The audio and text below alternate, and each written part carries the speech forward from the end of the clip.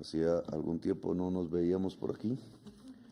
Y qué bien que haya sido en función de posesionar al magistrado de la Corte Constitucional, Miguel Polo. Ardua votación tuvo usted en el Congreso y discusiones en la prensa. Me alegra mucho que haya superado esa votación y que ahora ingresa a un trabajo que siempre será intenso, pasados los años. Magistrado Henao, hoy fallecido en estos últimas semanas, meses, siempre me dijo, él fue compañero mío en mi generación de estudiantes del externado, siempre me dijo que en la Corte, siendo ya presidente, que en la Corte Constitucional prácticamente se dirimía el poder de Colombia. Y fue presidente de la Corte Constitucional. Siendo magistrado de la Corte, él me enseñó de una sentencia que habían acabado de aprobar sobre los recicladores de oficio. Yo no la conocía, me explicó. No entendí en ese momento por qué había sido, me dijo eso, la sentencia que más presiones había ejercido sobre él, poderes que yo no conocía. Hoy acabamos de presentarle a las asociaciones de recicladores del país un decreto que inicia lo que esa sentencia ordenaba en ese entonces al alcalde de Bogotá. Por acatar esa sentencia fui destituido y nunca entendí muy bien por qué por acatar una sentencia se podía destituir en Colombia. Después la historia pues ya mostró las consecuencias de eso, pues estoy aquí gracias a eso. El magistrado Henao murió siendo rector del Externado de Colombia. Creo que merece un homenaje póstumo su obra como jurista en Colombia y su amor a la libertad y a los más humildes, porque para expedir la sentencia sobre los recicladores de oficio y resistir las presiones de los dueños de la contratación del aseo en Colombia, un proceso bastante anacrónico, transportar lo que llaman basuras a un relleno que produce gas metano, causante 23 veces más que el CO2 de la crisis climática, o peor, cuando está en cielo abierto, que es la mayor parte de los depósitos de lo que llaman basuras, pues enfermedades en los niños y niñas, en el agua, por los llamados lixiviados que caen a los afluentes o por las moscas que transmiten enfermedades por los aires.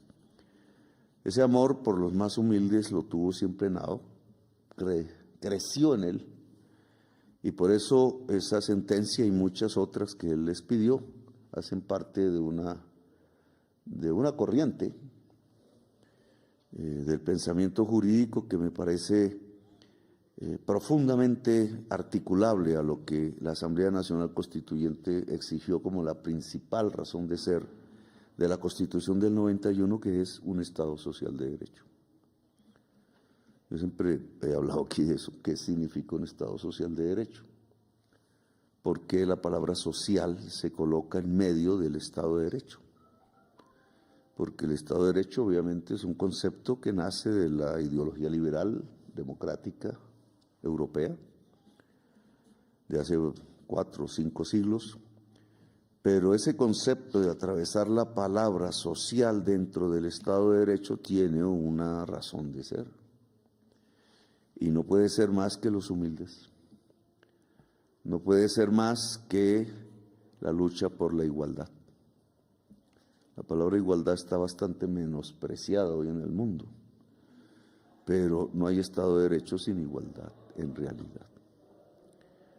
No voy aquí a alargarme en estas palabras porque nos quedamos más tiempo del que se precisa, pero en ese Estado social de Derecho también aparecen los conceptos básicos del liberalismo democrático, que creo que en este gobierno se están profundizando, porque en diversas En la misma Constitución y en diversos escritos se pueden leer palabras que a veces parecerían diferentes y contradictorias. Separación de poderes. ¿Nos separamos? Coordinación de poderes. ¿Nos juntamos? Equilibrio de poderes. Nos contrabalanceamos y nos dedicamos entonces a ver que lo que diga uno no lo diga el otro.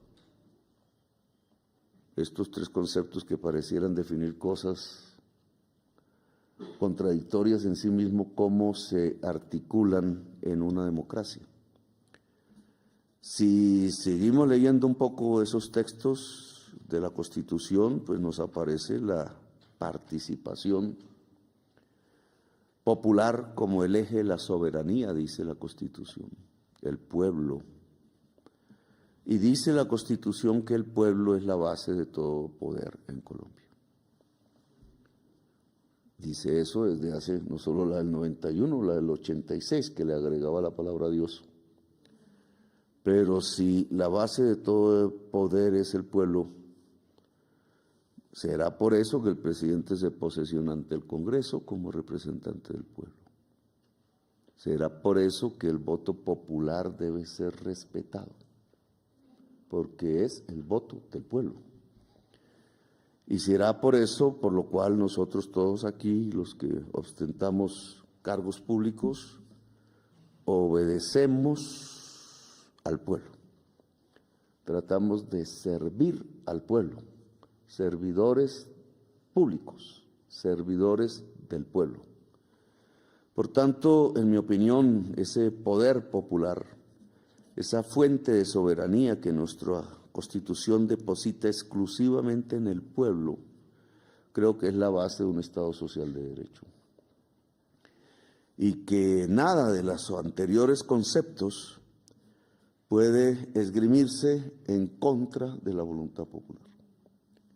Sea cada 4 años, como en Colombia, sea permanente, que es lo que debería implicar una democracia más avanzada que también prescribe nuestra Constitución Nacional.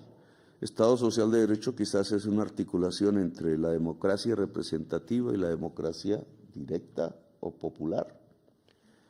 Y ambos conceptos quizás se tensionen en la vida diaria política de este país, pero que creo que hay que preservar a como dé lugar.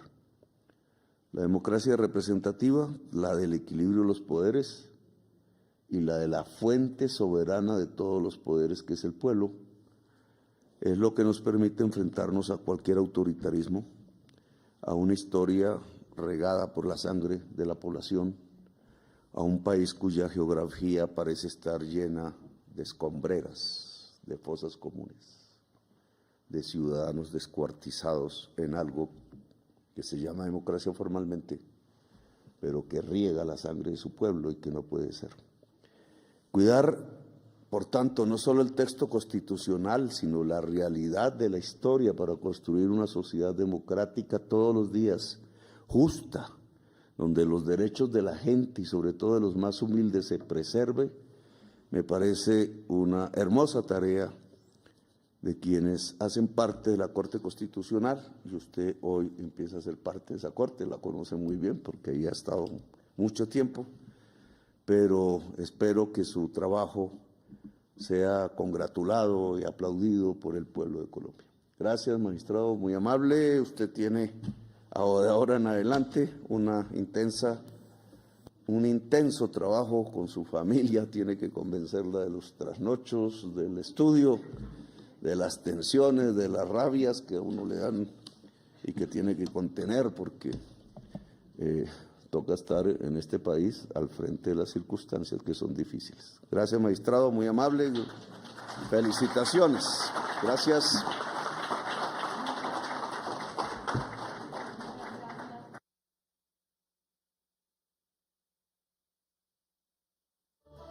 Toma el juramento el señor presidente de la República de Colombia, el doctor Gustavo Petro Urrego. Doctor Miguel Efraín Polo Rosero, ¿jura usted ante el pueblo de Colombia cumplir bien y lealmente las obligaciones que la Constitución y la ley le confieren al cargo para el cual ha sido nombrado? Si así lo hiciera, el pueblo de Colombia se lo premie y si no, él se lo demande. Gracias.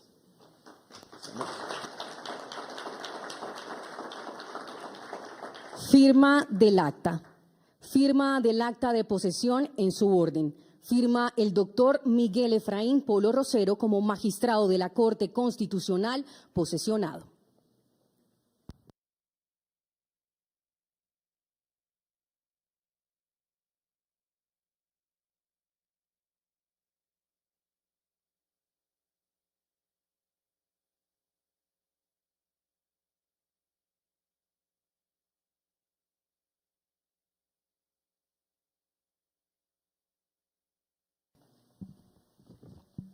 Y firma el señor presidente de la República de Colombia, el señor Gustavo Petro Urrego.